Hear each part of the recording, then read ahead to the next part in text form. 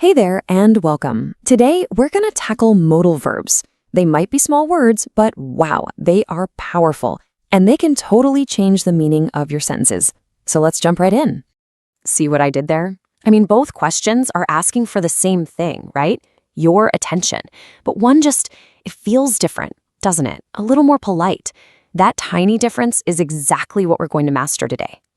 So what exactly are these mystery words? Well, a lot of people call them helping verbs, and honestly, that's a perfect description. Their whole job is to jump in and add a little extra flavor or a specific meaning, like ability, permission, or advice, to the main verb in a sentence. And what they do is super useful. We're going to zoom in on 4 of the big ones today: can, could, should, and must. And trust me, by the end of this, you're going to know exactly when and how to use each one.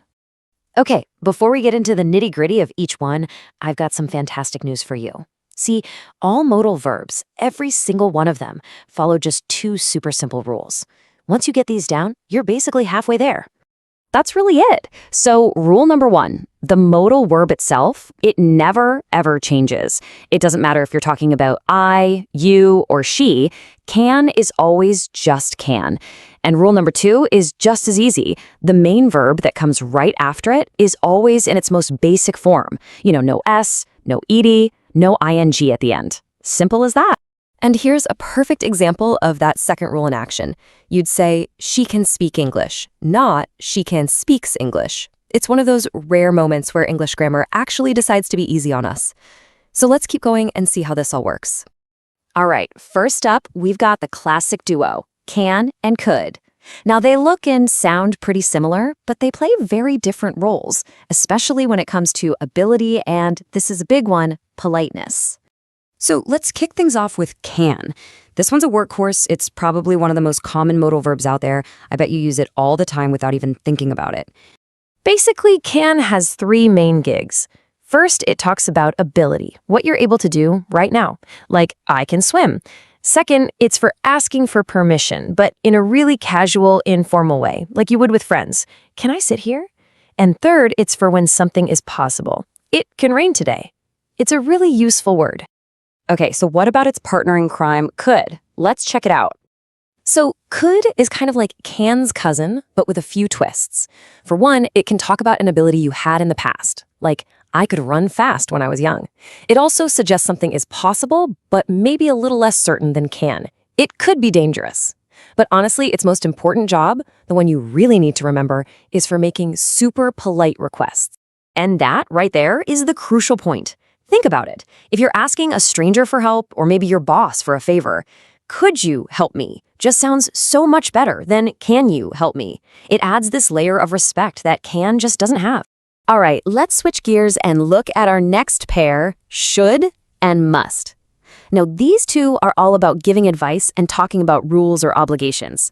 And the one you pick completely changes how strong your message is. Let's start with should.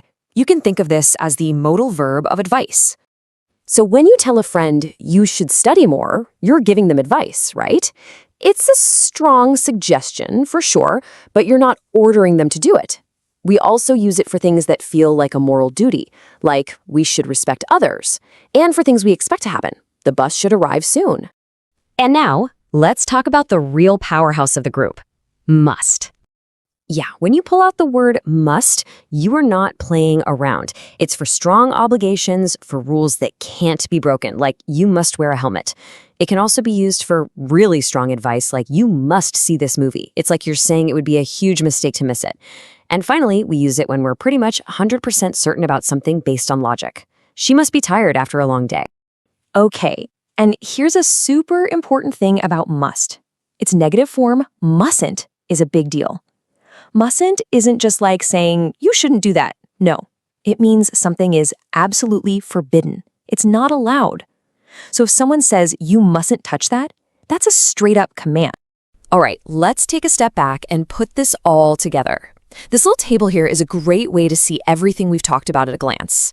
You can really see how the strength ramps up, from the pretty relaxed can for ability all the way to the super strong must for obligation. Honestly, this is a great one to grab a screenshot of if you want a quick reference later. Okay, so you've seen the rules, you've seen the examples. Now it's your turn. Time for a little pop quiz to see what you've learned. I'm going to show you a sentence with a blank space, and you just have to figure out which modal verb fits best. Don't worry, I'll give you a second to think. Ready to go? Okay, here's the first one. The hint here is advice. You're giving someone advice. What word do you think fits? And the answer is should. If you got that, you're exactly right. You should stop wasting time. That is classic advice. Okay, next one. The key word to pay attention to is polite. How would you ask for help if you wanted to be respectful? You got it. It's could. Could you help me, please? That is perfectly polite. All right, question number 3. The sentence is about a rule, something that's required. It's an obligation. Which modal are we going to use? It has to be must. Students must wear uniforms. Yep, that's a rule. It's not optional. And for our last one, this is about an ability you have right now in the present, something you are capable of doing. And the answer is can. I can speak English well now. Awesome job. You've made it through the modal verb workout. So as we finish up here, I just want to leave you with one last thought. Now that you really get the difference between these words, you can make your English so much more precise and polite and just powerful. The only real question left is, which modal verb should you go out and practice first? Thanks so much for joining me.